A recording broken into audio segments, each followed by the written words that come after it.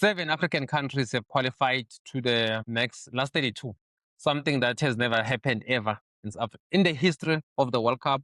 And you just look at teams like Cape Verde making it, Pratique, then you feel like, okay, are we seeing the rise of African football? Are we likely to see the time when African football win the World Cup? Indeed, Pratique, I agree with you. Players like Zidane, Karim Benzema, Kylian Mbappe, like even all the World Cups, if you look at the French that won it in 1998, 2018, Exactly. 2022 final, even this one, all of them, they've got African roots.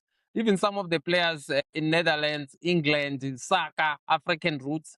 So across Europe, not only in France, Exactly. people say it's France, even the English. Some of the players in Ghana, Jerome Boateng is from Ghana, the one who won the World Cup. And maybe let me start by, before I go there, I'm very happy for Dembele. He's flying our flag high.